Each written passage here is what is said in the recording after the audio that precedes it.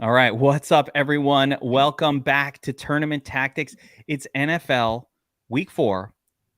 We're going to break down all the GPP angles for the NFL Week 4 slate. We're going to talk a little FanDuel, but primarily DraftKings. We got the Quad Goat affair going on here. Josiah, BobbyWow, Bobby Millions. We got Burns Millie Maker Special. There's so many Millie Maker masters in a room. Somebody's got to take a millie down. Let's do this.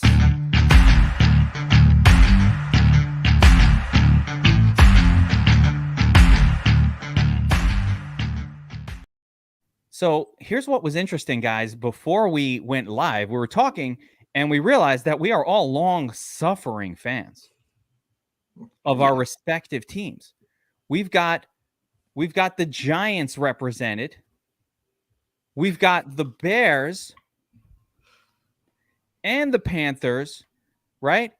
Yep. And the Jets. Like, the could Jets. you have a worse foursome? So if you're wondering what got these guys into fantasy sports to begin with, it's because we all like, we like football. We love football. But, I mean, if you're just a Jets fan or a Bears fan, it's been brutal. Got to fill the void somehow. Got to fill the void. The Bears and Giants are 2-1, Geek. Like, we can't count them. We can't count them. Be 2-1 after this week. Somebody's going that's down. And it's interesting. That game does have some interest for a 38-point total. Like, normally a 38-point total is just like exit out. Burns has like a thing where he doesn't even allow players from 39-point games. He just X's them.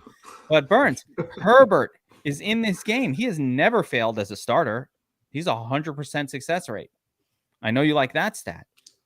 What about the Giants and the fact that they don't have any wide receivers? So Rick James, BobbyWow, friend of Bobby, Rick James, is going to be now what? The number one wide receiver for 4K for a team. I don't care how bad they are. There's some interesting plays from that game. So, long-suffering fans, but we've got, I don't know. Burns, what do you do in that situation when your math says no, but your body is telling me yes? Oh, man, I don't know. Value just opened up, so we got to play it. Sometimes you just got to play it. I agree. So there are a couple of really interesting spots, but what we try to do on Tournament Tactics is really try to figure out a little bit of what the field will do and then figure out what are some interesting tournament approaches. So one of the tools we're going to use to kind of get an idea of what the field is doing is the DFS Army chalkboard. Love the chalkboard. This basically tells you where the chalk is for a particular week. A couple of news items are fairly recent, but I'm actually seeing something really interesting on the chalkboard just at first glance, which is Khalil Herbert at 1/3 the ownership. So I already knew I think we all understood that Jamal Williams at running back this week is the chalk. And I'm going to start at running back because there's a lot of injury situations happening there. Yeah. Loving the shirt, Burns. DFS Army. So Jamal Williams starting for Swift in a game that has a high total, although it's been bet down. But people kind of like this game. Detroit, Seattle. It's an interesting game in general. And then we've got Khalil Herbert in virtually the same situation, but not maybe a less sexy game at 9%. I think that's going to come up. I think it's going to come up. If it doesn't come up, it will just because of my own action. I will personally affect the ownership for Khalil Herbert because I think Khalil Herbert's a better play than Jamal Williams this week. Is that horrible to say? And I want to kind of ask you guys, I'll tell you why. And then I want to throw it around the room. So, because this is really the key factor. And then I want to get a general sense of how we feel about playing chalk at running back versus other positions. But Khalil Herbert's done this before. And when he did, so when Khalil Herbert has started for the injured Montgomery, he's crushed every chance he's gotten. He's been great. On the flip side, Jamal Williams, two things are interesting about Jamal. Number one is he's been killing it going into this week, so that the chalk is going to help. People kind of like Jamal anyway, right? It's like, he's getting all the touchdowns. Great. And now it's this high total game, and now he doesn't have Swift.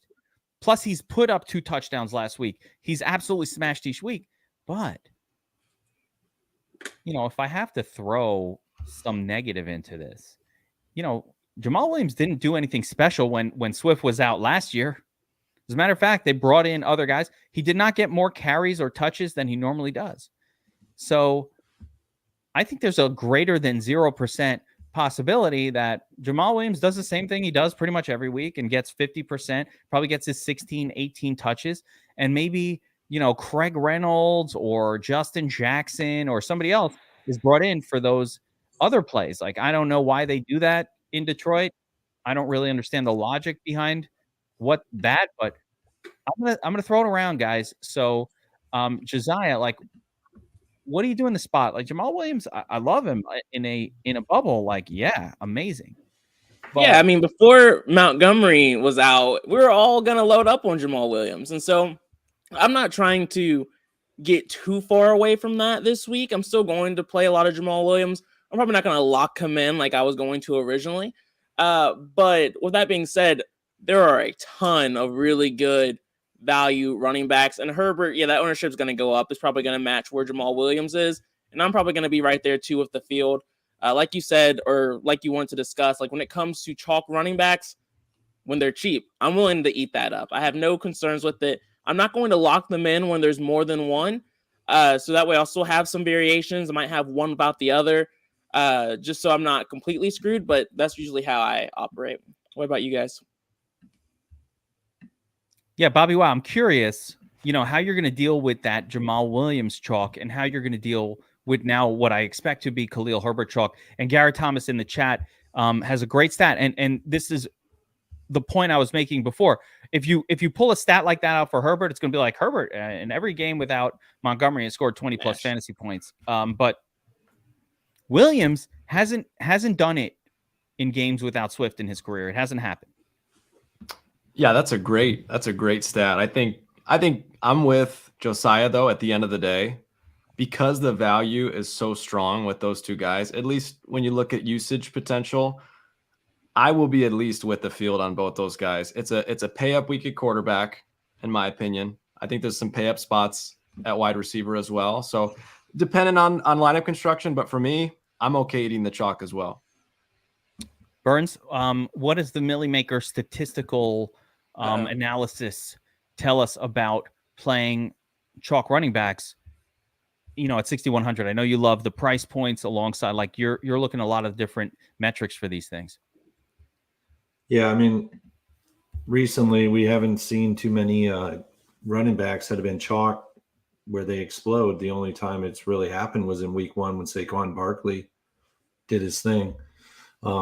Outside of week 1, it's been chalk explosion. Like everybody's been shitting the bed. So I can't really say I'm going to be in and on field ownership like Bobby will be on Jamal Williams. Actually, I'm probably going to be under that.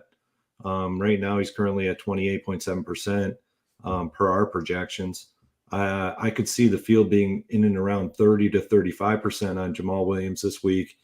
And let me tell you, Jamal Williams at 30 to 35% ownership, no, I'm not doing that. It makes me feel bad, but luckily we have not. So I think I'm going all in on Khalil Herbert. Like, that's my guy. Yeah. Stuff against the Giants. What I like about Khalil is his team wants to run the football. Like, they make no bones about it. They will not throw with Fields. I don't know why. I have no idea. Bobby, why? What is going on there? Why would they let the kid throw? I don't know. It doesn't make sense. It doesn't make sense, but they are not letting him throw. So that at the end of the day, it is what it is. Got to ride the running game, and that's exactly what the Bears are going to do until they start losing games, which who knows at this point. They're on fire. Absolutely. It's wacky. It's interesting. But you know what? There are some interesting things going on in these ownerships as well. So I'm going to jump around a little bit because I think it was Bob who mentioned that this is a pay up at quarterback week, which kind of almost forces you to look for some bargains at the running back position. So I do want to talk about what I call the elite 3 quarterbacks on the slate. So this slate is really interesting the way it comes together. There are 3 quarterbacks that stand out above all. I cannot believe what my eyes are seeing on the chalkboard, by the way. This is literally blowing my mind. I probably should look at this before we start the show because gross, man. What is happening? Geno Smith is going to be high owned, and Marcus Mariota is number 3. What is happening? Up is down, left is right, cats and dogs living together? This is total chaos. How the fuck is Geno Smith and Marcus Mariota? You know what? Marcus Mariota's highest total, like, I kind of like these as GPP plays, but like I was thinking Marcus Mariota, like, was going to be like 2%. Oh, this guy hasn't passed 20 fantasy points. He's going to be the chalk? The hell is going on here? Now, that wasn't even my question. I'm just blown. My mind is so blown by looking at the chalkboard. I got to get back to the question, which was, I believe the big 3 are Josh Allen, Jalen Hurts, and Lamar Jackson. Those are the only 3. Those are like the serious 3 quarterbacks on the slate. Yeah. Lamar Jackson, after last week, is going to be under 5% owned. Are we going to just give the money away to everybody? Is that what's going on here? Burns, where does Lamar? I mean, how does this quarterback position shake up for you this week, being that there's some weird ownerships going on the chalkboard right now? If Lamar is going to be 4.92% owned, I'm going to go against my what I always do is I only play favorites. So I'll go against that with him. If I can get over the field on that, I'll triple the field on that ownership. Give me your basic set of rules because I love hearing it. It refreshes. So Burns writes the Shark Autopsy for DFS Army every single week, breaking down what wins statistically, what kind of quarterbacks to play. And you just mentioned I only play favorites. So give me your general set of rules. Just do the quarterback position for now. Is it just favorites, big spreads? Like, where do you go with it? Yeah, typically I start with favorites only. I X out all the underdogs in games. It's been historically proven that more winning Millie Maker lineups have, and actually we're starting to see with the Sunday Million too, more Sunday Million and winning Millie Maker lineups have only utilized favorites in their lineups.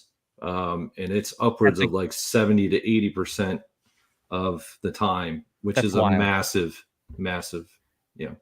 Do you have a stat on how often people in the field use favorites versus underdogs? Like, do you have field stats? By the way, we have incredible data coming in for Millie Makers really soon. Burns, is going to blow your mind too. It's going to be another week or 2 working on it. Can't wait. I don't have that, but I can take it a step further. We're looking at more so. We want to see that 47 over under and higher. There are going to be weeks where you're not going to see that. I understand that. So we want to try to get that 45 range, if not higher. And then what we need to do is we need to look at the implied team totals. If you don't know how to calculate that, please just DM me or look at the DS. The Domination Station Optimizer shows you team totals, as do my cheat sheets. Everything puts the team total so that you understand. So are you also sticking to 25 plus points as the team total?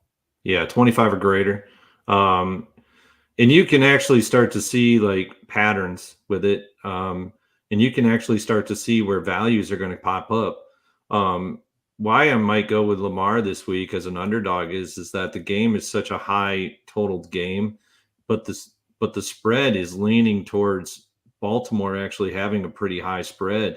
It's one of the highest spreads that we've seen in a little bit for an underdog. So plus what he did last week against a really good New England defense, I honestly think he could do this again against Buffalo.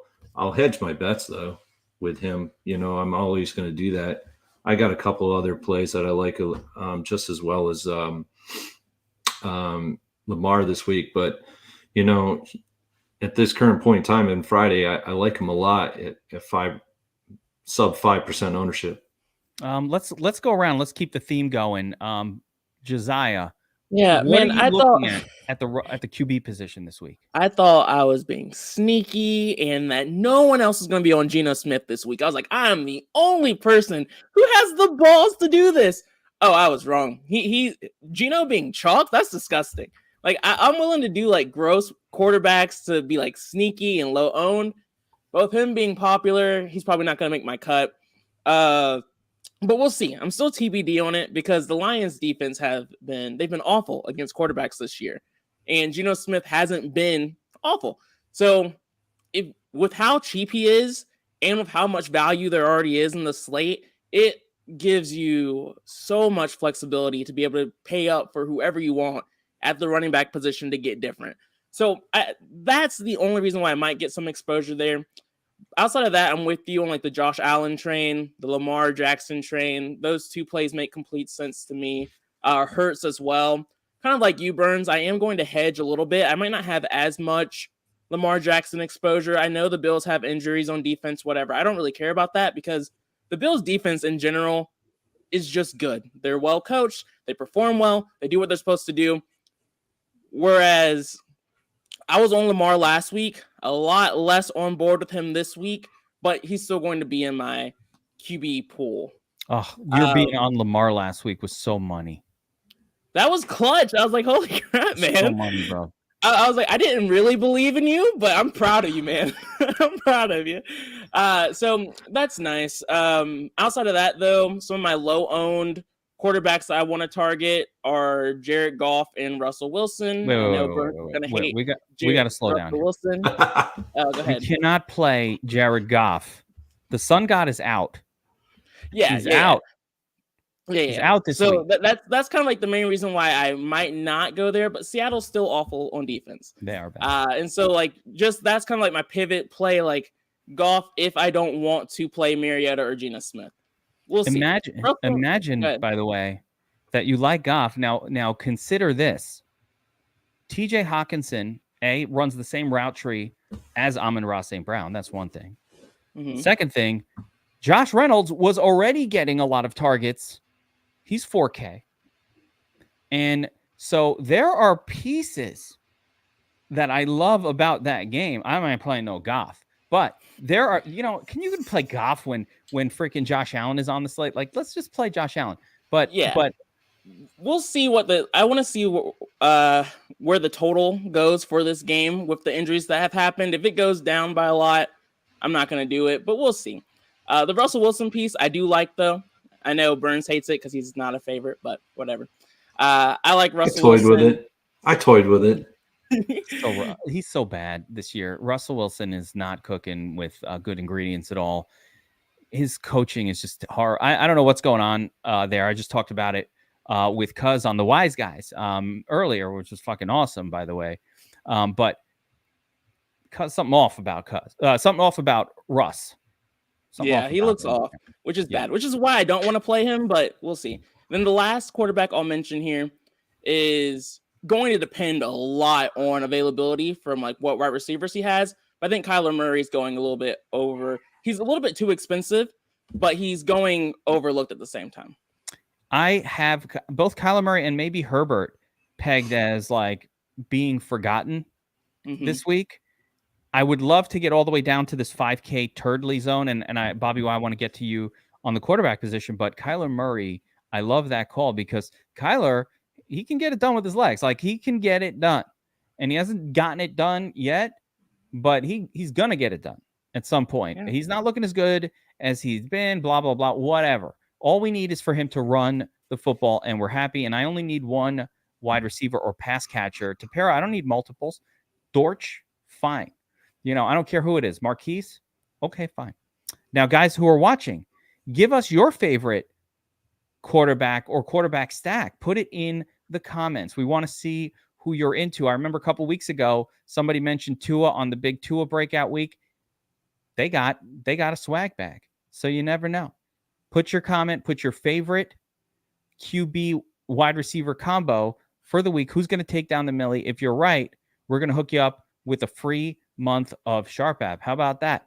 Free month of Sharp. That's pretty good. Now, BobbyWow, what are you doing at quarterback this week? We talked about the big three: Josh Allen, Jalen Hurts, Lamar Jackson. Lamar Jackson, low owned. You're getting him for no ownership. That's crazy. But how are you shaping up at QB? Because you're either paying up, the lineup looks one way. You pay down, it looks really different. Yeah, it's an interesting question. I think I agree with just about everything that's been said. I think one quarterback I would really push for is Trevor Lawrence. I think he's in for a big week. Tough. I love the matchup.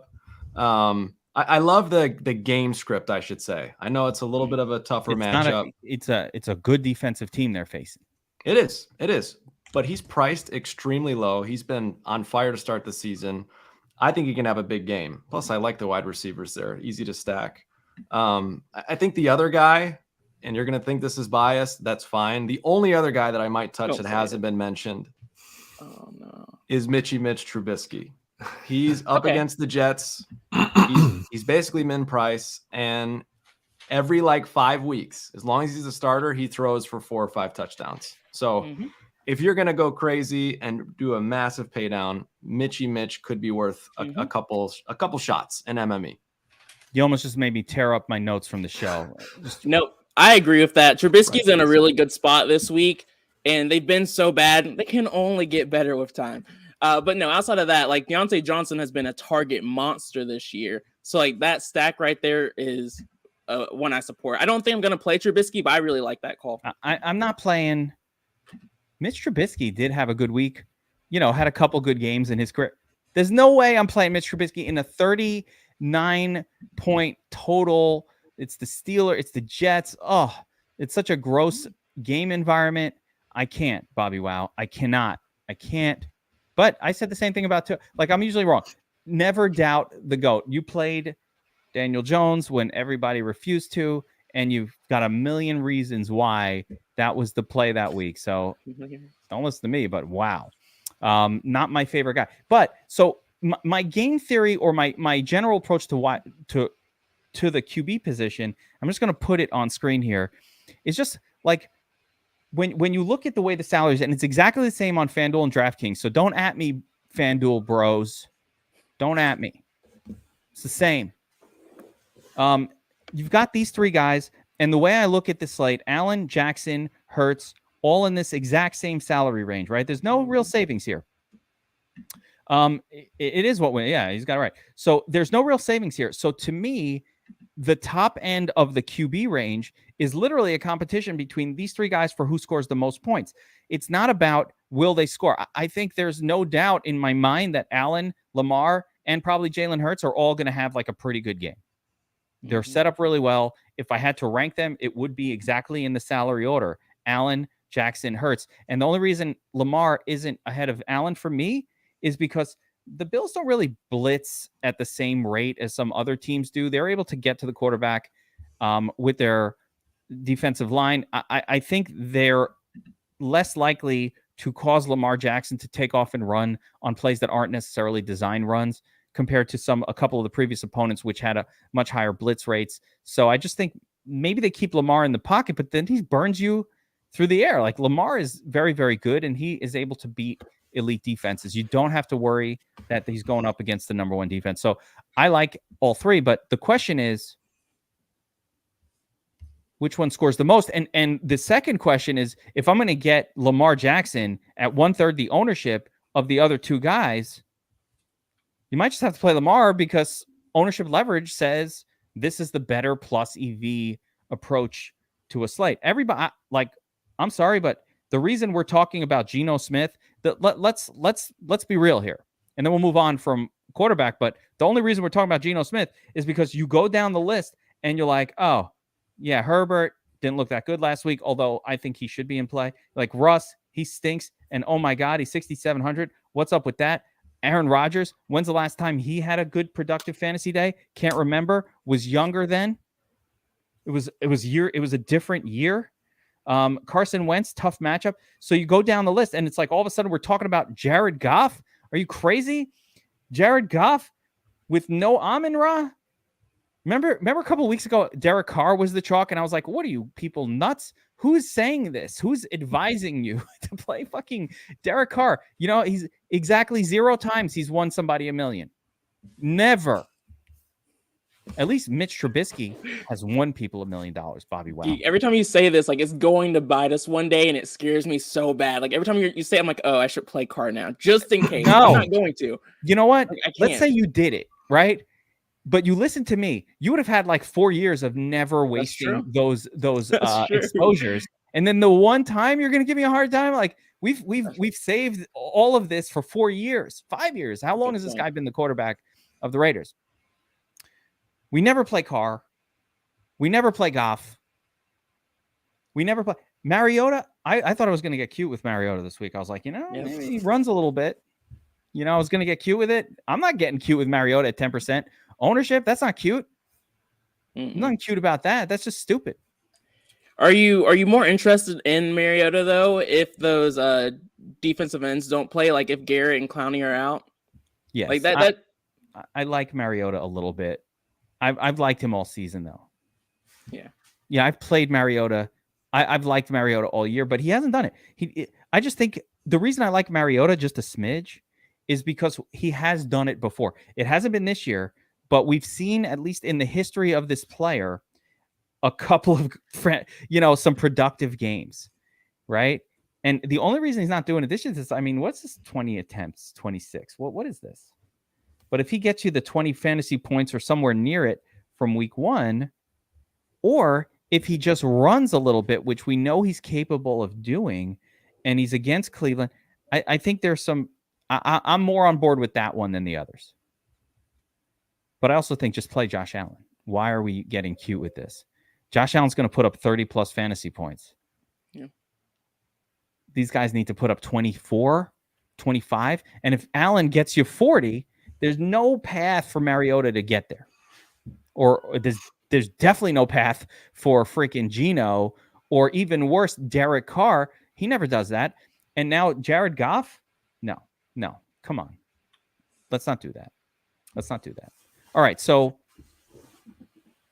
just real briefly around the room here. Who scores the most out of the elite 3? You got Wentz, you got Hurts, you've got Lamar, and you've got Allen. And I'm just going to go around. Josiah, of the trio, who are you taking? Yeah, I have Allen, Hurts, Lamar in that order. BobbyWow, what's your order? Same order. And Burns? I'm in that order, but I actually think Herbert scores more than the other two in the bottom. What okay. So talk to me about Herbert and convince me. Everybody thinks Houston's got this extremely great defense, and it's on the metrics as having a really good defense this year. They haven't played anybody. They played Matt Ryan in Indianapolis. Who cares? But I think Herbert goes down to Houston in the dome, lights them up with Keenan Allen out, Mike Williams, and Palmer. And you also have Everett. And I also think the trio that's going to be in the winning Millie Maker, one of the winning Millie Maker lineups this week, is probably going to be Eckler, Herbert, and Williams. Yeah, I like Eckler. I love Eckler. I'm like TDC. The rest of that. I'm like TDC right now. I'm like TDC in the audience. Like what? Herbert, Eckler, Williams.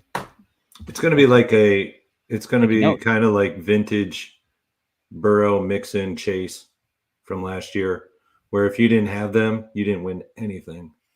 I listen. I like the confidence. I don't like it in like a cash game or any sort of approach where you need a floor. I don't love what they've done with with Eckler this year. Personally, I don't like my guy coming out on the goal line. I don't like my guy not being in the game at points. But I do like the fact that Eckler cares about fantasy production. He wants to score well for his fantasy owners, and that makes me happy. So, wow, Herbert, cat going nuts. So, can you hear that through the mic? You could totally hear that, right? The cat is so annoying. All right, I'm gonna throw up the RB position on the chalkboard. And wait, we already talked running back. So let's talk a little bit of wide receiver for the week. And we're taking a look at the chalkboard here. And Stephon Diggs at the top makes sense. But Deontay Johnson, second highest owned? What is going on here? Josiah, what are you doing at wide receiver, especially at the high end of the pay up range this week? Yeah, I mean, when it comes to the high end receiver options, there's a lot of good ones, and like that's what I'm going to be targeting. I'm probably not going to be on Diggs as much as maybe like the rest of the field. I always just like going Gabriel Davis when everyone else is going Diggs. It's just something I do naturally at this point, and it works out more often than it doesn't. Davis has some ankle issue pop up on him in practice this week. Yeah, and I saw that. And if he doesn't play, then of course I'll just go Diggs and I'll go Isaiah McKenzie. But if he does play, then that's what I'm gonna do. I like when it comes to like wide receivers and really pretty much every position outside of quarterback. I'll play someone if they had an injury throughout the week. It doesn't really move the needle for me too much. But one guy that I am really high on though is Amari Cooper. I think a lot of people are attacking the Falcons run defense. So a lot of people are playing Nick Chubb this week, or at least originally before the value. Whereas like Amari Cooper is someone, well, the Atlanta defense in general hasn't been great against wide receivers, and Amari Cooper can destroy them. So that's kind of what I'm targeting this week. And he's had some strong performances the last couple of weeks too. Amari Cooper is one of the top scoring wide receivers on the season. Let's see, 1, 2, 3, 4, 5. I mean, he's 19.6 DraftKings points per game for Amari Cooper so far. Who would have thought it? But there we have it. So I like the Amari Cooper call. Josiah, I'll just throw this one thing back to you. Does it bother you? Like Isaiah McKenzie's priced up, I think, crazy high. Yeah. Similarly, Gabriel Davis is priced in what I call the hopium zone. Yeah. Okay. And what is that? What do I mean by the hopium zone? We're all hoping that Gabriel Davis is going to be awesome this year and et cetera, et cetera. But like, there's no evidence to say that this is a 6.5, 7K player. Like, we don't have any definitive, there's no targets. The usage isn't commensurate with the salary level. We love the offense that he's a part of, but are we smoking a little bit of hopium? I don't know. I mean, we've seen Davis have some ceiling games where he's taking down last year for us. Yeah, last year. But I mean, this year he's dealt with some injuries and things of that sort. Like, I'm not adverse to it, especially if the chalk is Diggs, and you can say the same thing about Diggs. We haven't really seen Diggs have a ceiling game when Davis is on the field either. So it's just one of those situations. I'm fine with both, but I'll rather go with the lower owned player. And same for McKenzie. Like those guys are, to me, when I think of Davis, when I think of McKenzie, those are just high ceiling guys, low floor guys. Yeah, and so I'm always just willing to take shots on those type of players. Do not, because they're way overpriced for their expected outcome. They're like, their projections don't match up with their salaries, even their mean projections. So I would that's just the thing I wanted to point out, that there's a little bit of hopium going on. They priced up the players in that game intensely. Like in a weird way. So BobbyWow, what are you doing in the pay up options at wide receiver this week? I'll bring it up on screen again. Sun God is out, Diggs, and then it drops pretty quick. Like the studs aren't on this slate. Where are they? It does drop off, man. I find myself with a very good amount of DK Metcalf, which is concerning at best. But I really like DK this week. So overpriced. I can't. That's kind of why I like him. I think it's going to keep his ownership down, and he's another guy we talk about with ceiling, even with Geno Smith, believe it or not. So DK is on my radar a little bit. I like the Amari Cooper call. I think that's really, really interesting. And then one guy, definitely not toward the top of the price range, but one guy that keeps catching my eye is Jerry Jeudy. He's crazy cheap. I know we don't like Russ. Geek, I know you don't like Russ. No. But Jerry Jeudy is unbelievably cheap given his ceiling. So that guy keeps standing out to me for what it's worth. So contrarian. Are you liking Lockett as well too, Bobby, or is it just DK for you? Josh, DFS Up North has tried selling us on Geno Smith stacks. So I don't know where I stand.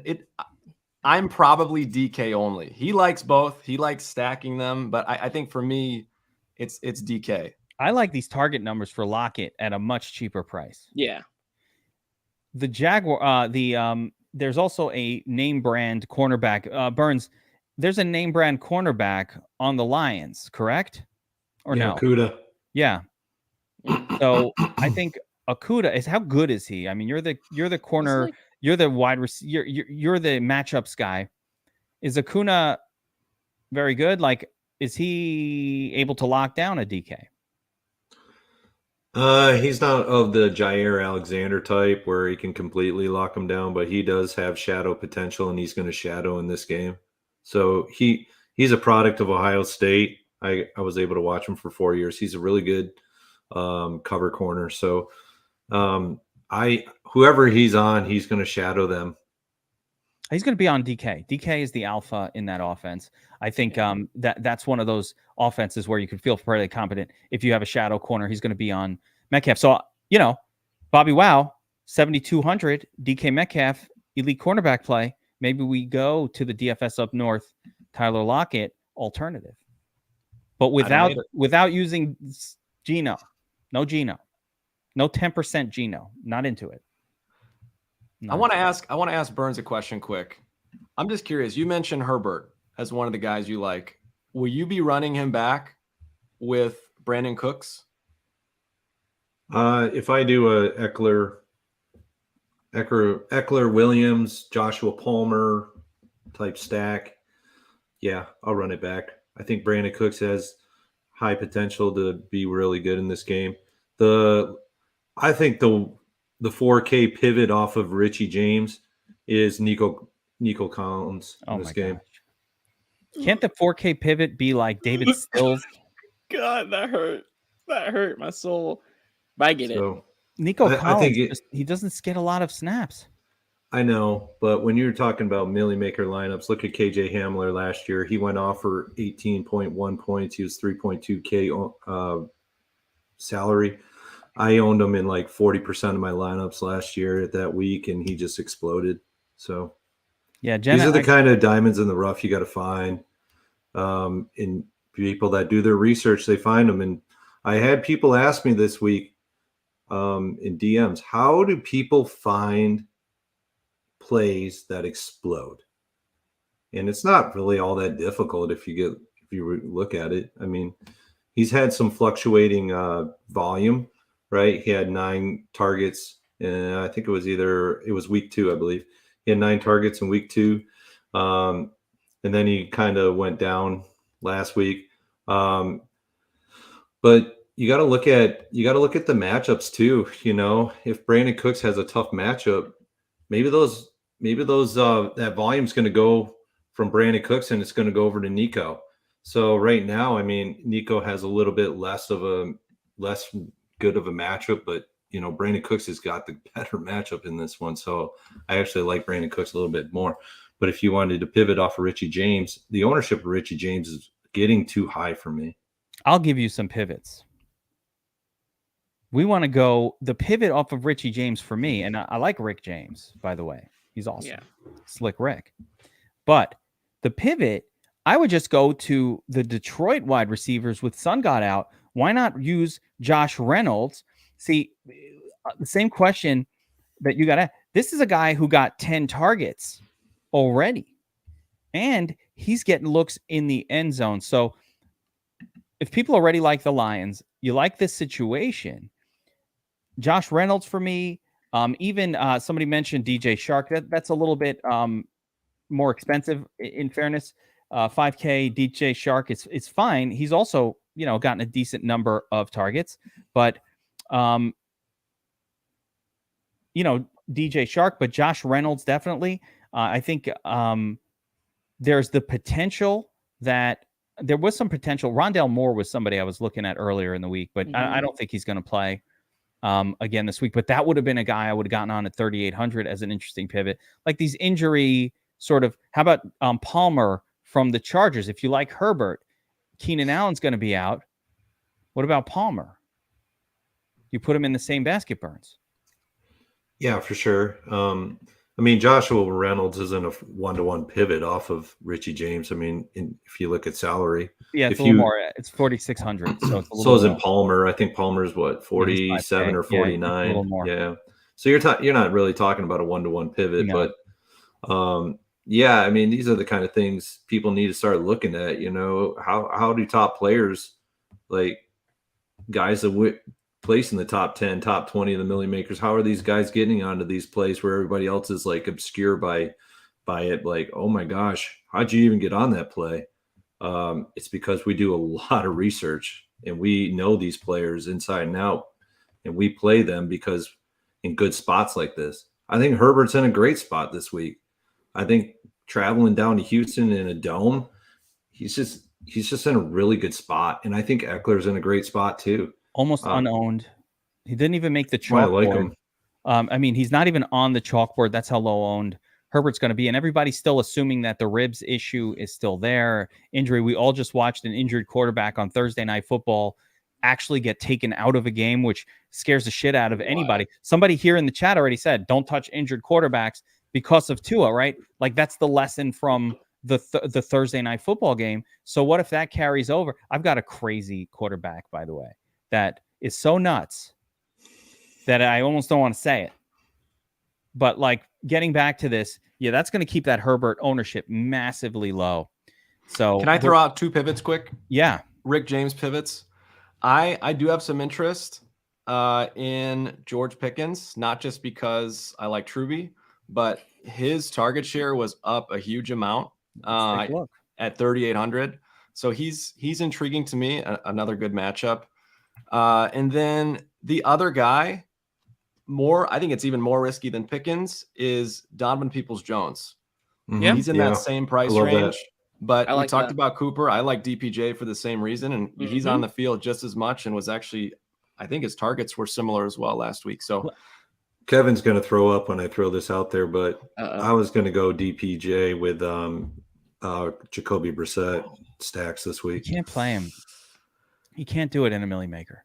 The upside, that's when you win. Like, but the ceiling. See, this is kind of like, I don't know. I've been looking at way too much and way too long. Like, I don't know. On FanDuel Sunday Million, I see these ownerships are like, and these lineups are like 90 and below %, even into the 40s. You get a guy like Jacoby Brissett. I mean, Christ, he throws 3 touchdowns in this game, and it goes to like Cooper and Jones, and you're looking at a stack that is crazy low owned. I've got one just as gross, maybe grosser, but more realistic. Mm-hmm. You ready for this? Always. Zach Milf Lover Wilson. Jesus. Stop. Elijah Moore. Garrett Wilson. There are real weapons. Somebody mentioned Conklin in the chat. Is that the Jets? Is that the Jets tight end? Yeah. Did you just include real weapons and Conklin in the same sentence, Geek?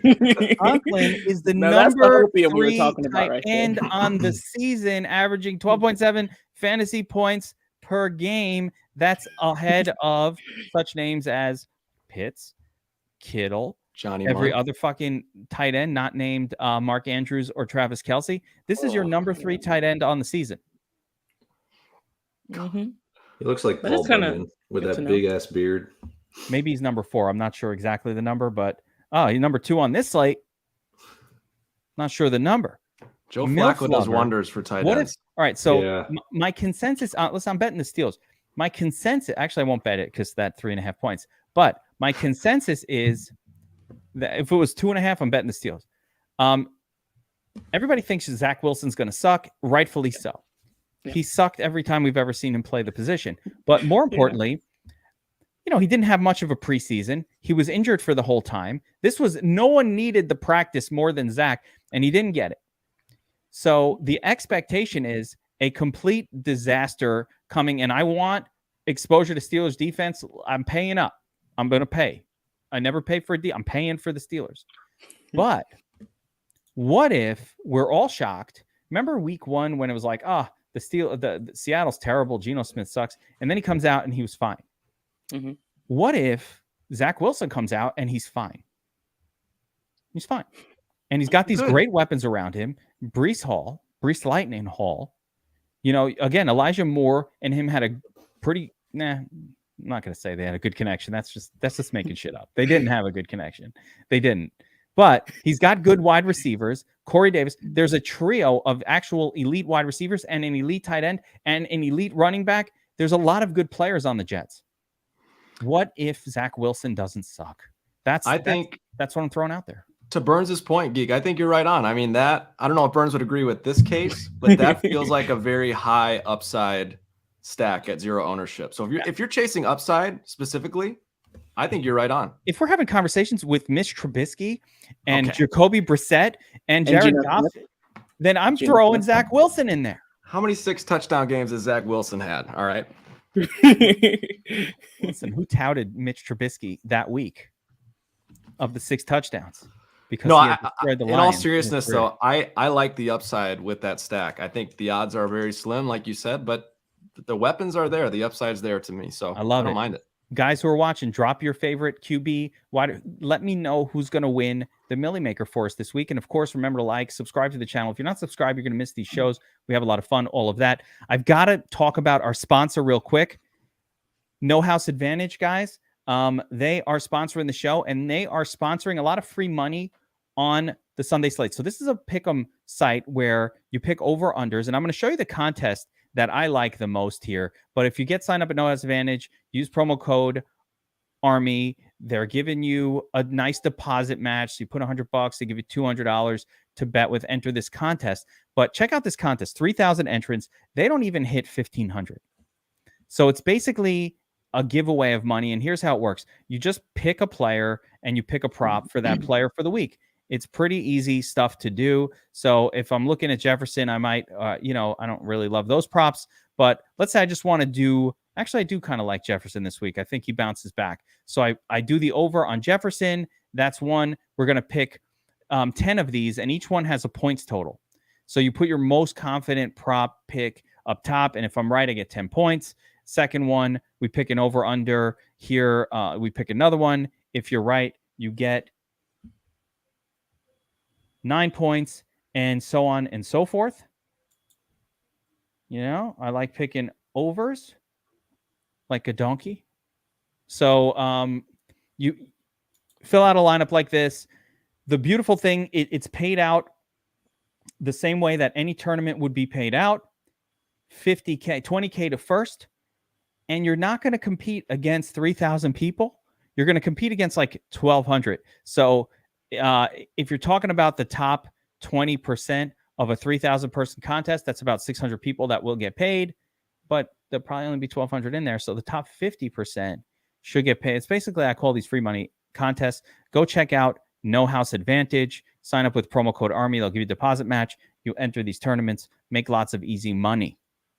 And of course, you can pick them against the house as well. And it's a really great site to use with DFS Army's research station, where we give you specific projections for yardage, touchdowns, all those things for every player. So you can use those to make your prop bet decisions over at DFS Army.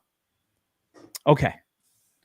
Let's get back into what we were doing, talking about the chalk, talking about how to get different. We got really silly for the Millie at the quarterback position. When we're talking Zach MILF lover Wilson, you know we've gone off the rails.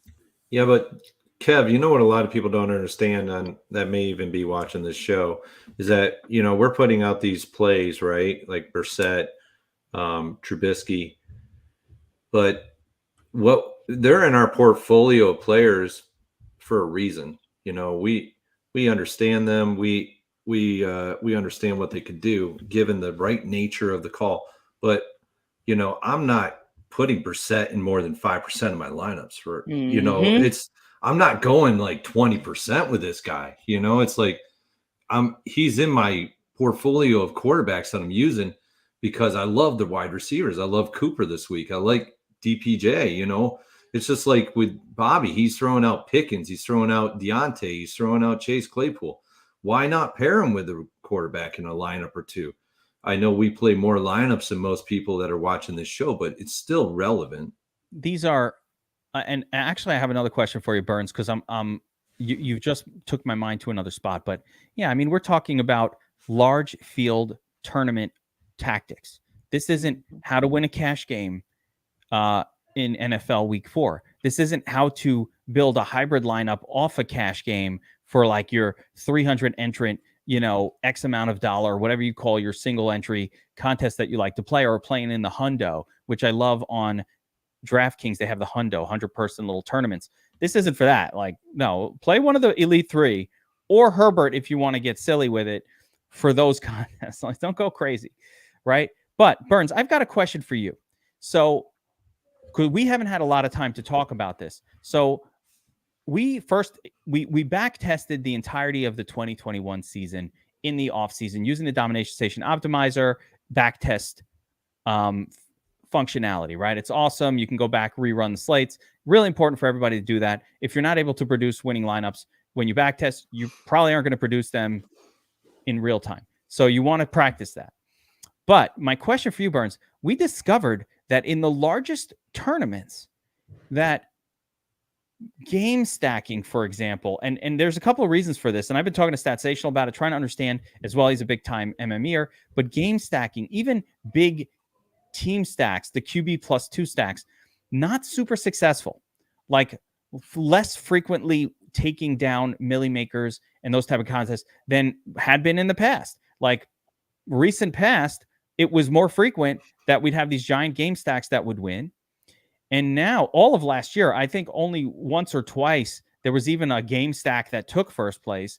And certainly we've had, we saw 1 week this season so far where we had a QB plus 2, that Tua explosion when they went up against Baltimore. And fine, when a game like that happens, QB plus 2, one person bring back. But we didn't see a stack like that work for the entirety of 2021. So my question for you is, have you adjusted your approach to attacking the milli maker, because that is your primary focus, and attacking large-scale GPPs based on that information? Like, or are you just saying, hey, it's noise, 17 game sample size, not enough, even though through 3 weeks, 2 of the weeks so far this season, also QB plus 1, no bringbacks, no game stacks, none of it. It's been the trend from last year has continued.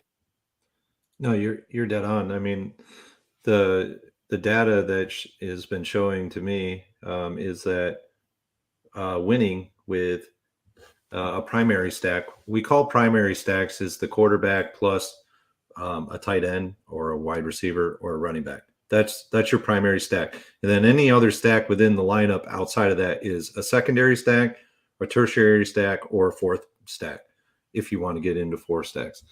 So primary stacks, what we've been seeing is a lot of it is quarterback plus 1 wide receiver, no bringbacks. Game stacks are going to be there. They're about once or twice a year. And that's it. You're spot on with that, Kev. I think the reason why we're starting to see that is because people are starting to play more with the secondary and the tertiary stacks, and you're starting to see that actually more in play in these winning milli maker lineups, Sunday Millions. I actually see it more on FanDuel in the Sunday Millions than I do on the milli maker. Milli maker, the winning stacks are primaries and secondaries. There's only been 1 tertiary stack this year. Last year, there were only 2 tertiary stacks, which means there's 3 stacks in the given lineup. For those that don't know what tertiary means, secondary, which 2 stacks. Me, I had no idea what that meant. So FanDuel, you'll see more 3 stacks in the lineup. So you got. I think, by the way, on FanDuel that might happen because people push RB and defense a lot on FanDuel, like getting you that third one. I think it's almost an unnecessary stack, but whatever. Yeah, I saw crazy stacks this week on FanDuel. Like it was Hurts and Devontae Smith and Philly defense. I'm like, okay. I don't even think it's on purpose. I just think that it's like it happened. It just happened. Their optimizers pushed it. So your research agrees with essentially the research that we did. Just the intrinsic research, which was like, hey, these stacks are not working. I have a theory behind it. I have a twofold theory behind why it stopped working. One, and I talked to Statsational John Alessi about this quite a bit on the other show that we do. But one theory is just like scoring is down in the NFL, and because quarterbacks are bad. Like we're at a weird time period where quarterbacks are bad. And I would throw in Russell Wilson and Tom Brady and Aaron Rodgers in the quarterbacks are bad conversation. Like, there's just not enough good quarterback play in the NFL at this moment.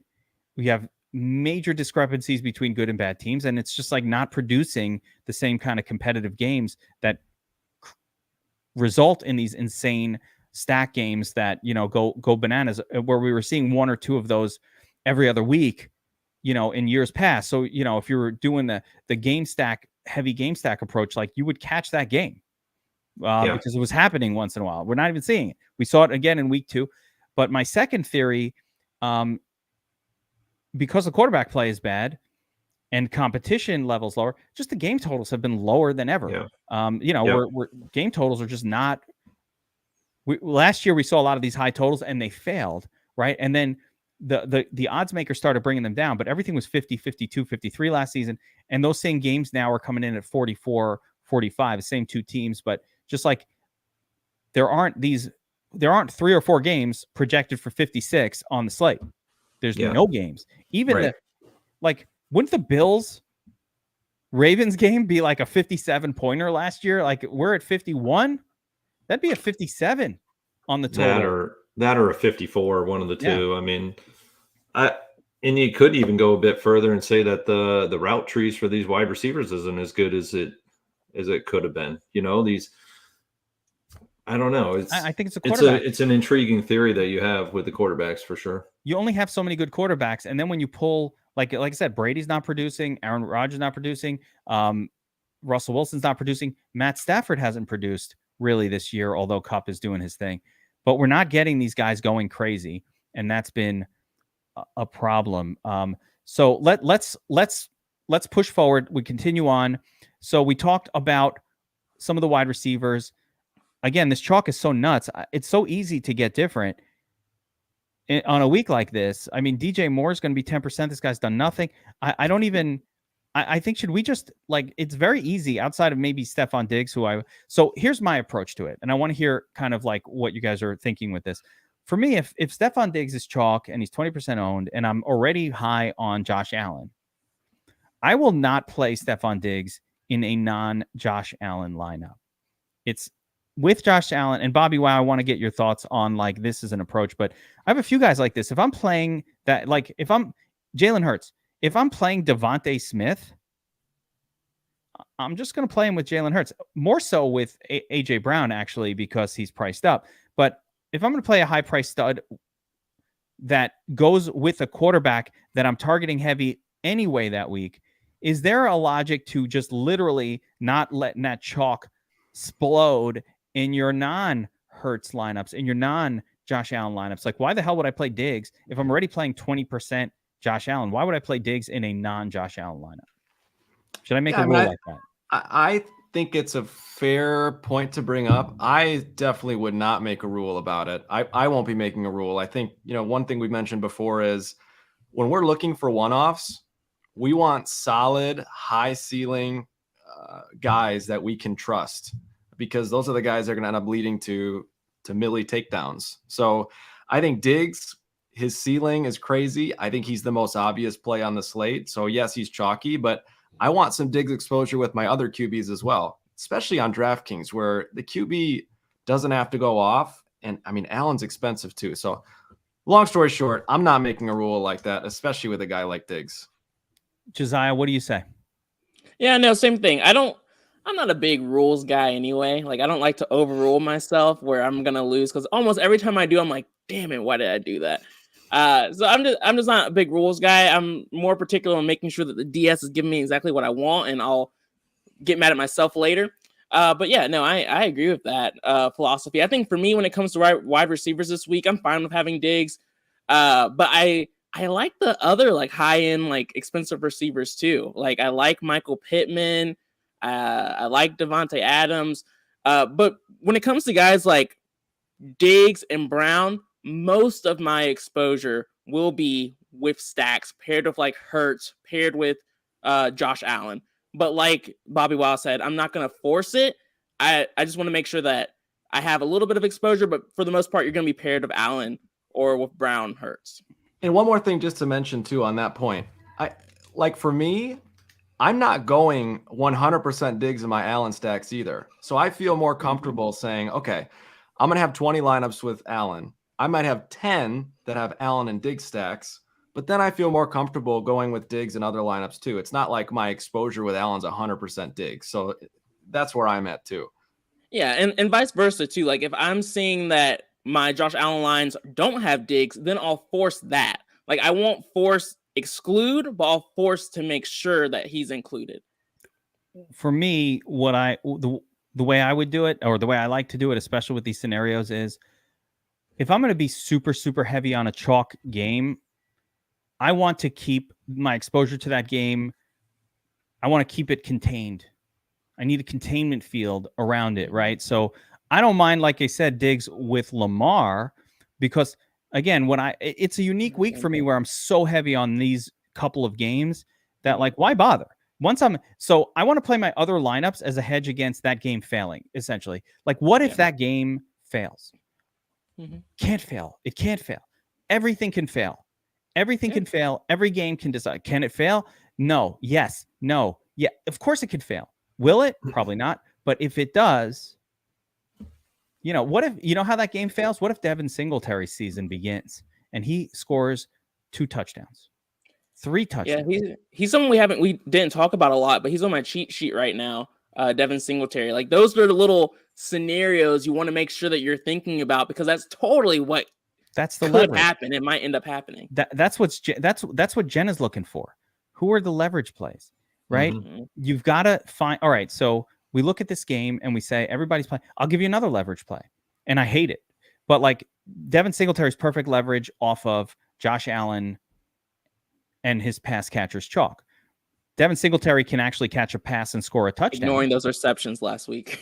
What's that? 9 receptions. Like he can get there. But I mean, do I like Devin Singletary? No, but I mean, he's the perfect. Here's another one. Jalen Hurts. We all want the Jalen Hurts. You were gonna. Oh goodness, I don't like it. Are you gonna say Sanders? Yes. Don't say Sanders. You know what? Boston Scott is out. Who's the number 1 vulture for Miles Sanders? It's Boston Scott. Kenny G's, baby. No, you're right. It is Boston Scott. The Boston V party. V meaning vulture. That's Boston Scott. I love that. The Boston. My rule for Sanders is I only play him on showdowns. That's it. I refuse to play him anywhere else. I never play Sanders. I've gone years. I got sucked in a couple times, but like for the most part, years without playing Miles Sanders. I have him on a dynasty team. We know each other. We're familiar, and it's not good. Hey, can I ask you guys a question? What do you guys think about the high-end running backs this week? We didn't talk about that. Yeah, no, that's a good point. Let's pop them up on screen a little bit here because they don't show up on the chalkboard because no one's playing them. So, I know you guys like Eckler.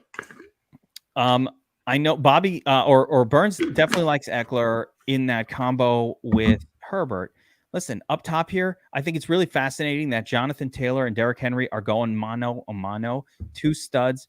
Normally studs, but we nobody likes either one of them because Jonathan Taylor burned us 2 weeks in a row. Listen, the minute you start to sleep on Jonathan Taylor, he slaps a 50 burger in your face. He did it last year. Yes, he did at 5%. We're talking about ownership. Barkley at the start of the show. Barkley tore this defense apart. Barkley is a great play this week. Probably the number 1 running back this year at this moment, like in terms of expected outcomes, even as shitty as the Giants are. Can you play Barkley at the same price as Taylor and Christian McCaffrey and Henry when he's going up and he's at a 38-point total? I'd rather play Khalil Herbert in that game. I think it's an easy pivot off Barkley to me. But now, how are you treating? So the other one is Nick Chubb. So somebody already in the chat mentioned if Chubb's going to be low owned. I'm going to say the same thing I said when Josiah recommended Chubb at 6,900 and Chubb broke the slate. And I was like, I'm not playing that dude, right? What did I say? I said, Josiah, Chubb needs to score 3 touchdowns in this game to make value against this price point because he doesn't get, any sort of PPR point. And that was at 6,900. Hold on. What did he do, Josiah? And he had a great game. That fucker scored 3 touchdowns. Exactly what you said. Kidding me? I'm not on Chubb this week, though. Fun fact. I want to be. I want to play Nick Chubb so bad. I also want to play Kareem Hunt so bad, but I just can't do it this week. The Falcons are a little bit better than you would think than they are against the run, and that's why I'm going to attack their passing game instead. Yeah, be careful with that Chubb call this week. You know how many touchdowns it's not there. I'm not saying Nick Chubb. Don't put that on me. You know how many touchdowns Nick Chubb's need this week at 7,900, and 4. At the most expensive on FanDuel over 9K. You know how many touchdowns this guy needs? 4. He needs 4. Like, he can't get there with 3. He needs a 4th touchdown. 8, 16, 24. So that 3 touchdown game that he had would have just eked out value. I mean, it's crazy. There's no way you should be playing Chubb. I don't care what the hell he does. I don't know. It needs 4. That's crazy, Geek. I don't know that he needs 4. He needs to have the same game he had. It's 2.5. If he blasts through 100 yards, which is okay, then he needs really he'll need this. He definitely needs the 2 touchdowns. He needs to get about 130, 140 yards. He can then make 4x value against his salary. The 3rd touchdown. So go bet on the sports book Nick Chubb for 3 touchdowns. You know what the odds must be on that? I don't know what they are, but it's got to be like plus 2,500, plus 4K, something like 40 to 1. 25 and there's to value 1. at running back this week. Like, you just don't have to take those kind of risks. Like, I want to play Kareem Hunt, but since there's so much value, I really don't need to. Like, that's just me getting silly for absolutely no reason. You can get starters for the same price point, and that's really what makes it so tricky playing these guys. Like, shouldn't we maybe play like Javonte Williams? That's what I wanted to ask. Is there a balance you're shooting for here where, like, you got 2 really primary value pieces? Are you shooting to have 1 value, 1 pay up, 2 value, and then use a flex for a pay up? Like, is there a general strategy you're using for that this week? I'll tell you what I'm going to do,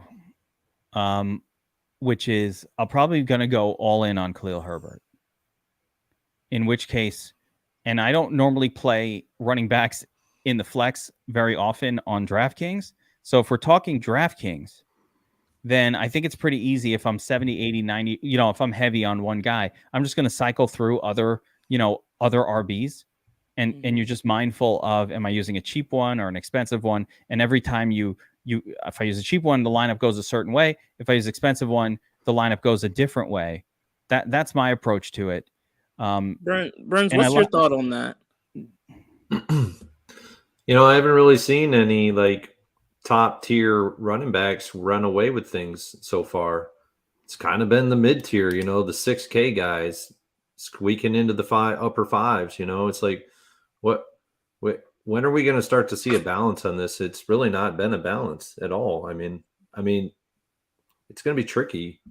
But the way I'll build this week is I'll have a mix of the high end guys.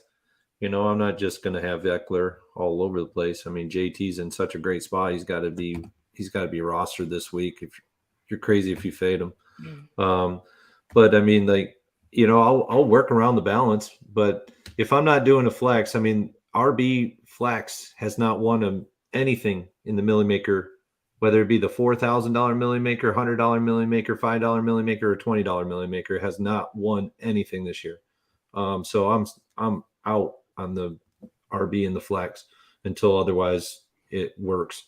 I was going to say, stay away from those extra. It's been tough to pick running backs this year. Listen, on week 2, the Chubb week, Chubb was the only running back on the entire slate that actually made value at all, which is why that wound up, because he didn't even exceed value so much as he just kind of made value. And that was more than enough. And you just had him and one other guy. You were fine as long as you didn't play 2, because literally all the running. Of course, I got the hate mail. Geek, you fucking suck. You picked all your running backs suck this way. Okay, well, yeah, they all did. That's right. Every single running back on the entire slate failed. Sorry. Literally. Like, what are you going to do? I don't know, but if you go lower, like what we're seeing is median salary for 2 running backs is about 12 to 13K. So if you stick in that range, that will get you a pretty good lineup with wide receivers and a pretty good quarterback. So about a 7-8K quarterback, and that's what we're seeing. We're seeing about 7 to 8K quarterbacks in these winning Millie Makers, high 6s too. you get a 5K in there once or between 1 to 3-4 times a year. So Wentz early in the season, we were on it, Yeah. but even he kind of didn't wind up in the nuts because there were some pops that hit for Lamar Jackson pretty much last 2 weeks that no one could really hang with, and Tua that week. So it overshadowed the Wentz plays the first couple weeks of the year with the Tua explosion and Lamar. There's one cheap running back.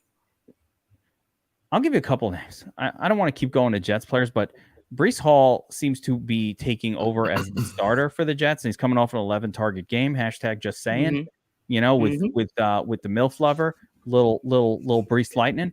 But Bobby hates it when I say MILF lover. I don't know, it makes him upset. But what about Rashad Penny? It's really gross also, but it's part of that game that people like.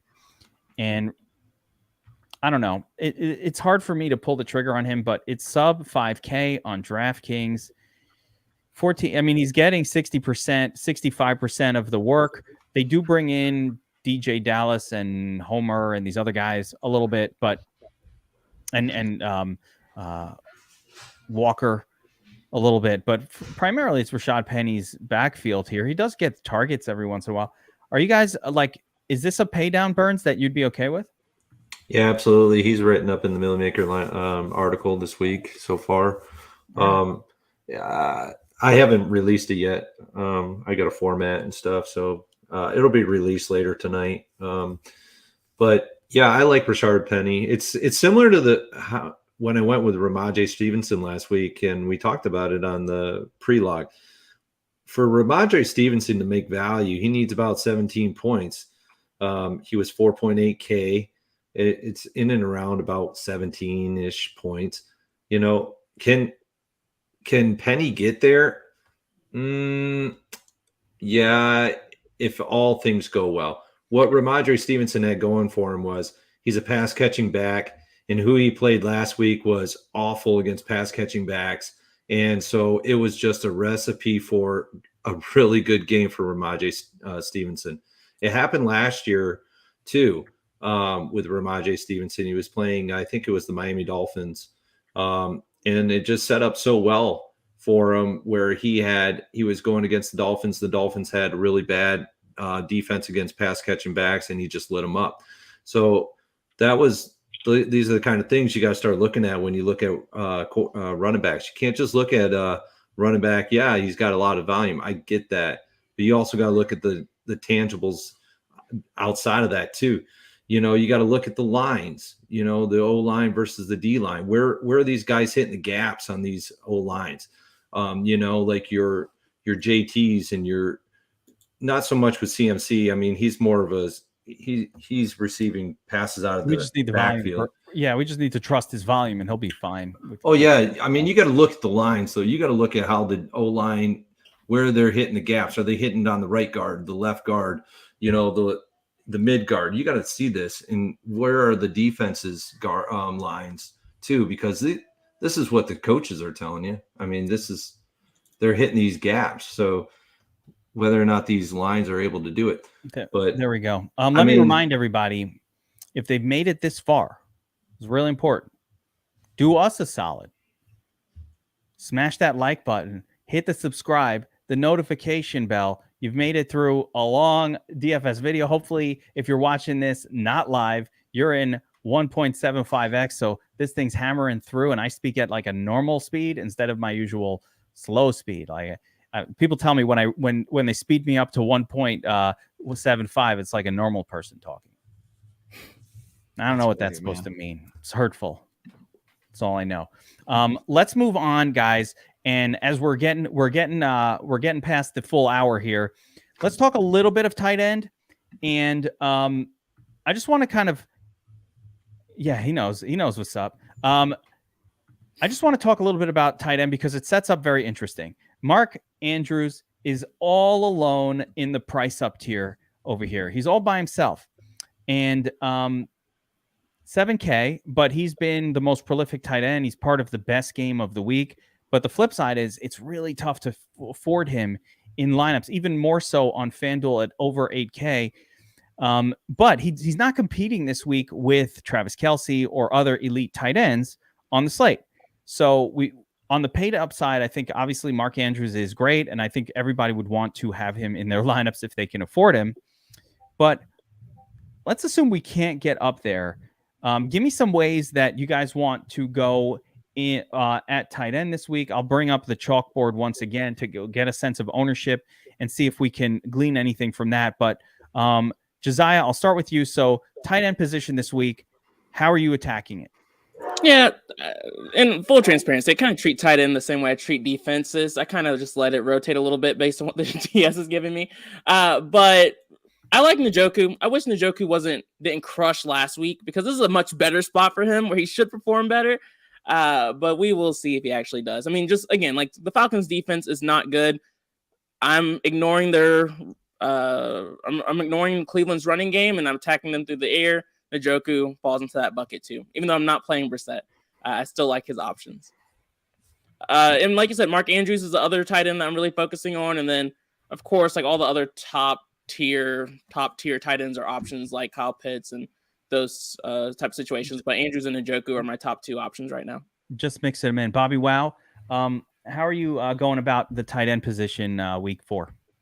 One thing I like to do with tight ends is sort by ceiling projection. Now, that's not a die on that hill for me, but especially when they're bunched up like this, it just gives me another angle at what's happening. So it's really interesting right here. Mark Andrews is obviously the highest projected ceiling, but then you've got guys like TJ Hawkinson at $3K cheaper, who's got a ceiling of 2 points less, according to the DS. And that fluctuates, obviously, but I see guys like him. One guy I'm really intrigued by is Darren Waller. I know he's been burning people. I think this game has sneaky upside potential. If Russ can figure out what the heck is happening with him, this game has upside. And I think Darren Waller, his ceiling can be as high as Mark Andrews in the right game setting. So I think he's probably the most intriguing tight end that I'm playing. And so, yeah, I like Waller. And then, two other quick guys. Gerald Everett keeps coming up in my builds. Anytime Keenan Allen is out, you can play Gerald Everett. And then the other guy is, I'm going back to Josiah's guy from last week. Dalton Schultz is another tournament guy that I'm interested in getting some exposure to as long as he plays. 3,900. Okay, the price is getting reasonable on him. Burns, Waller's my guy. Yeah. I mean, that's fine. Burns, how about you? How are you treating the tight ends this week? I'll be loading up on Njoku, but I absolutely love Robert Tonyan this week. I think he's in a smash spot. Rodgers is starting to hit him now that he's healthy, fully healthy. Him and Lazard, those are his main guys. Dobbs on the third scale, but it's Tonyan. He's going to light it up in this game. Wow. I just like him a lot in this game. Don't get me wrong. I like Andrews. It's really hard to get up to him.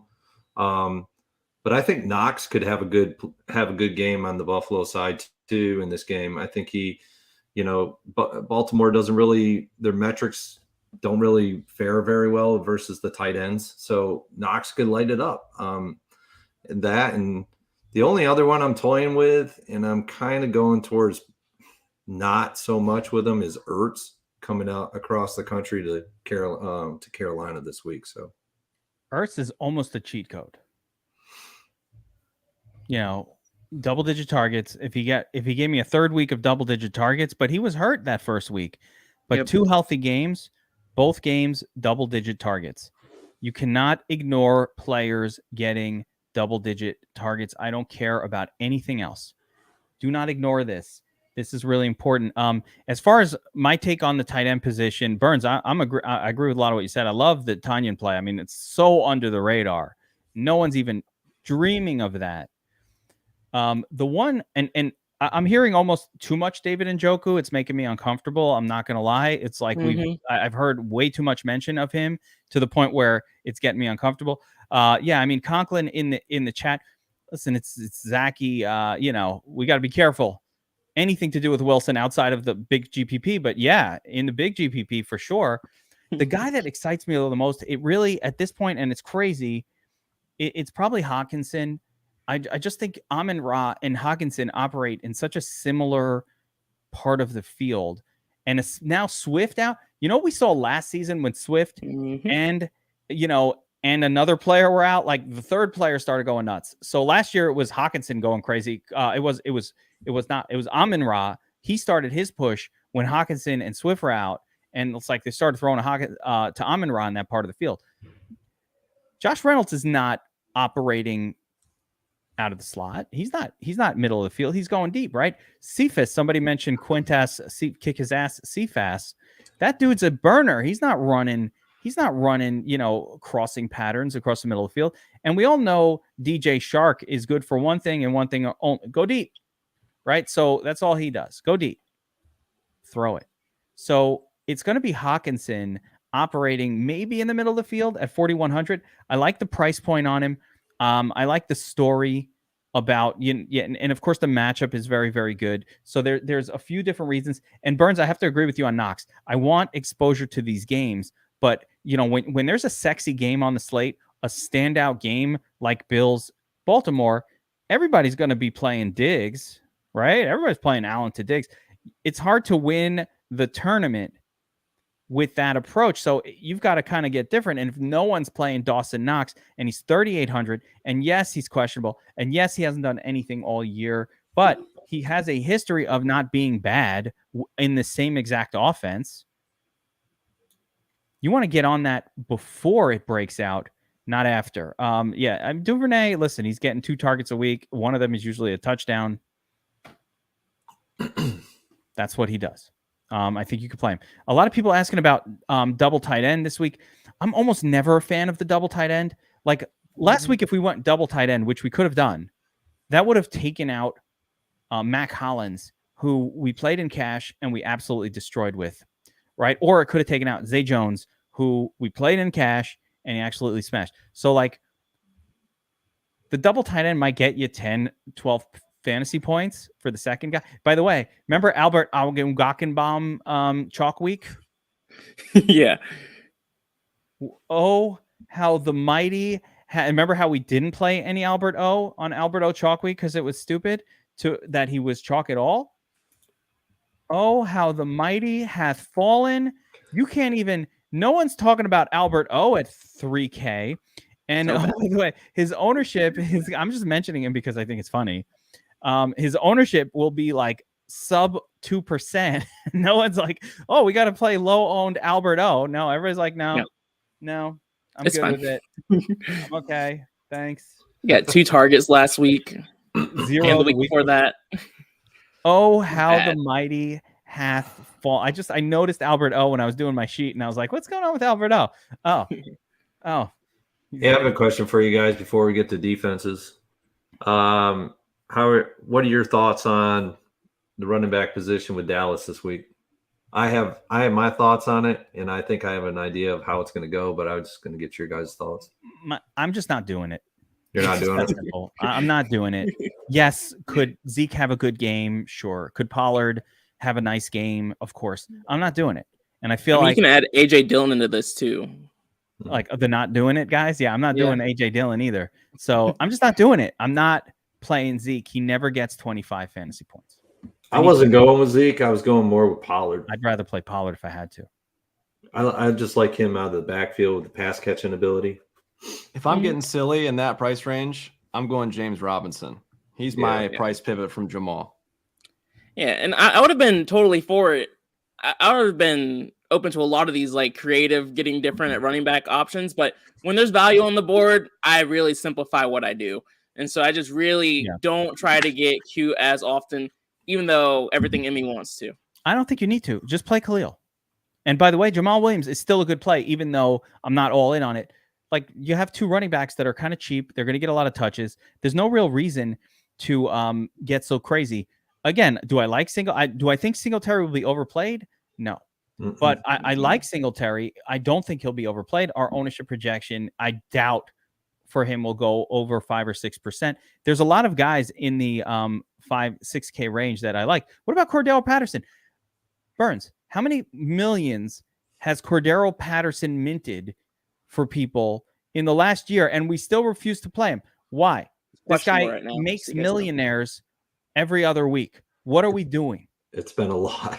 He mints millionaires all the time. We're like, nah, he sucks.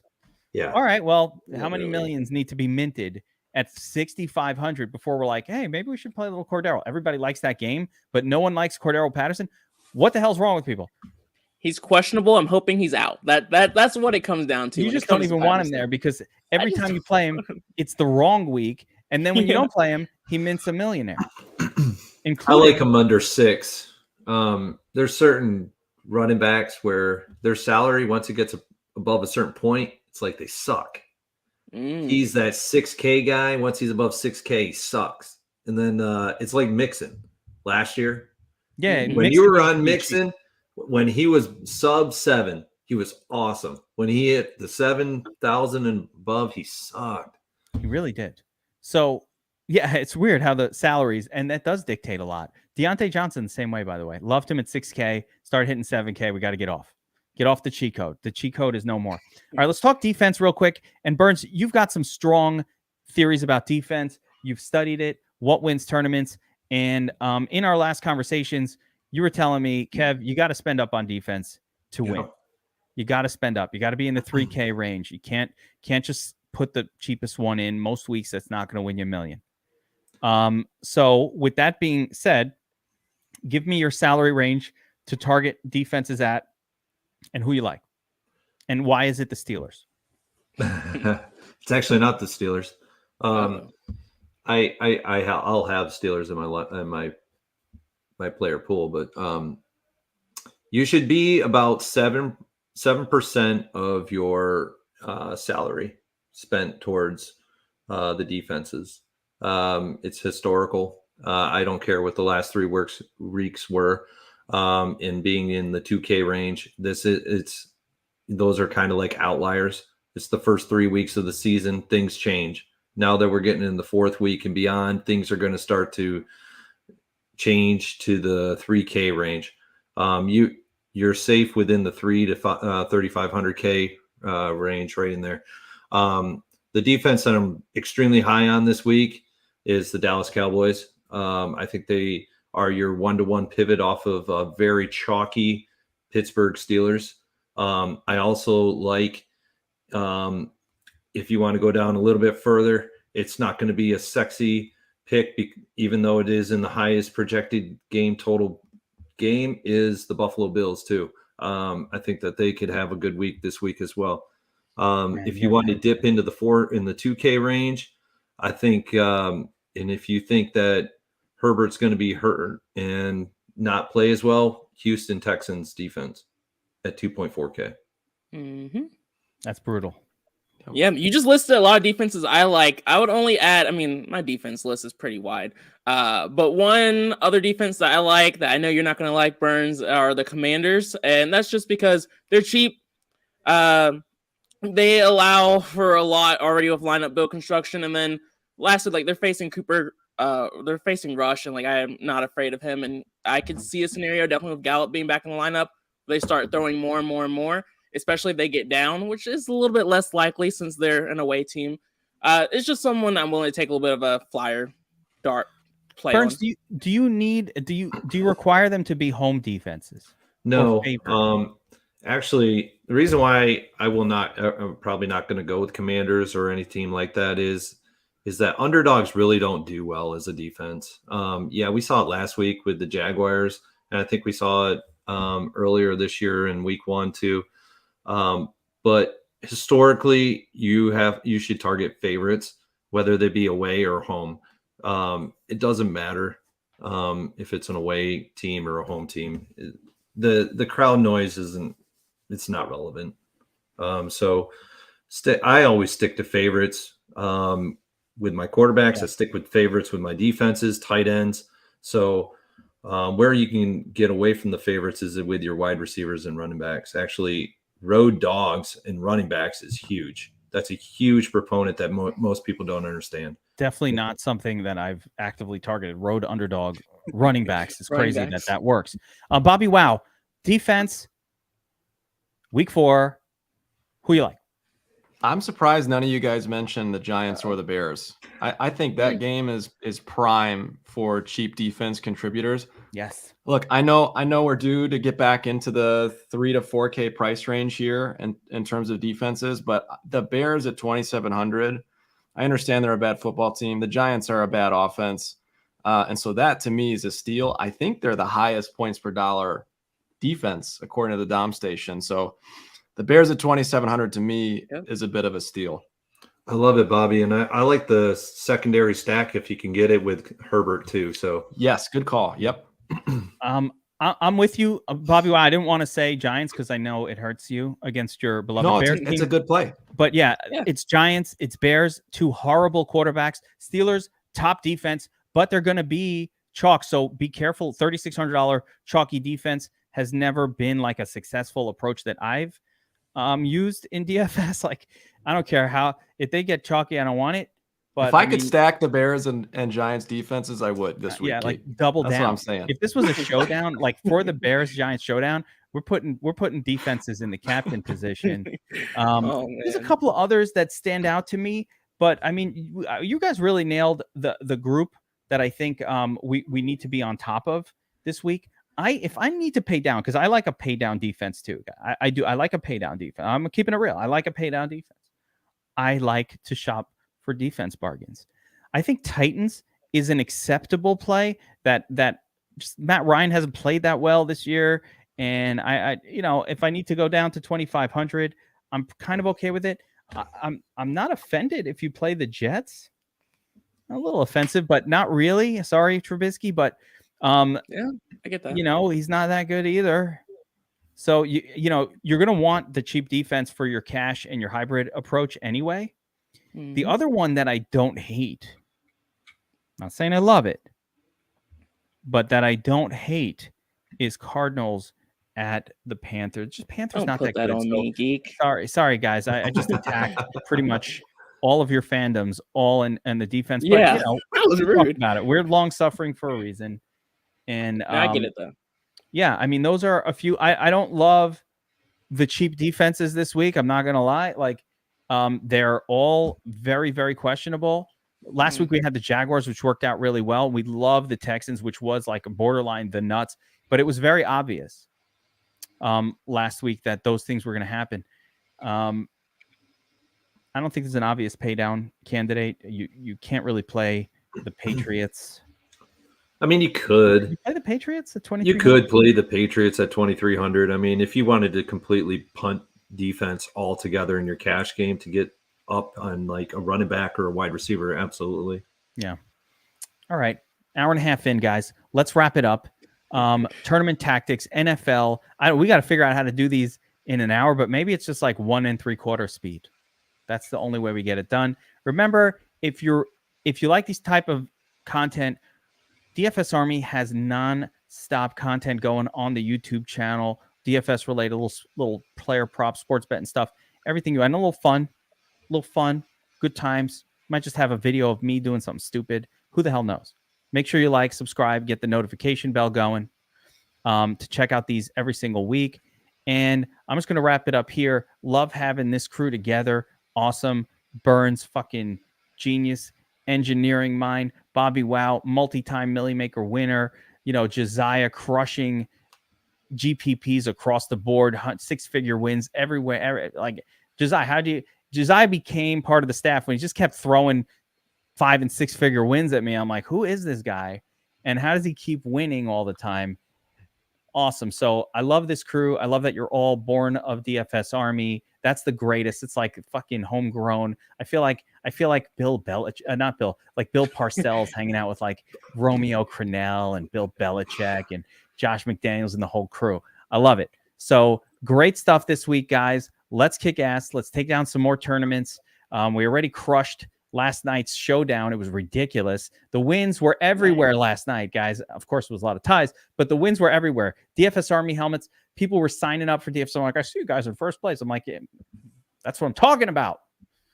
If you're a DFS Army member, make sure you put the avatar on your account. Represent so we can send you some swag when you take down a big tournament. And for everybody else, like, subscribe. We'll see you next time. Good luck this weekend. Week 4. Good luck. Kick ass. We'll see you next time. Deuces.